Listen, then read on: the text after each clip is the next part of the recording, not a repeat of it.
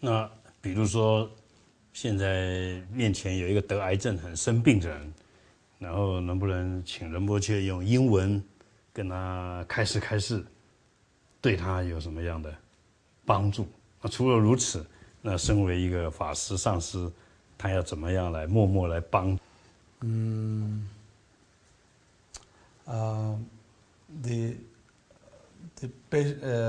？The suffering of cancer is tremendous. It's very painful, and it's incurable. Because of it's incurable, the pain is it's not a normal pain. So, from the perspective of Buddhism, as soon as we took this human body, we have to understand that this our human body is a compound of basically elements. Because of these elements that we have, there are numbers of sickness, not only cancer, but mentally pain, physically pain. There are so many different variation of pain, and we always have to understand that once we have this human body, the time after time, moment after moment, it's changing, and the changing itself is some way it's a pain and painful. And when we have a cancer is such a sickness that if we do not understand nature of it, if we do not understand how to cope with it, probably it creates additional suffering and pain, which in some sense makes even more worse, mentally and physically. So we have to understand nature of the pain and sickness, and then we have to learn to cope with it.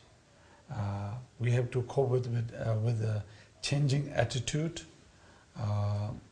see how we can fight against it, and as long as we know how to cope with it and live with it, then we can naturally heal and we suffer less. But there are a lot of other methods to deal with when we have these cancers, such as through practice of bodhicitta. We may reduce pain. We may also change the dynamic of the suffering. So there are a lot of teachings how we can deal with that kind of pain and transform those pain and suffering into sometimes we can also make it joyful, but if not possible to make it joyful, but maybe we can reduce the pain and suffering through the practice of bodhicitta. But when we think about such pain, we can also think how many similar pain that is to other people, and then we can actually take those, understand those, and take those pain to self and transform those into to a compassion and loving kindness, exchanging with others, and then also all this kind of understanding and motivation will definitely help. And then in the Vajrayana way,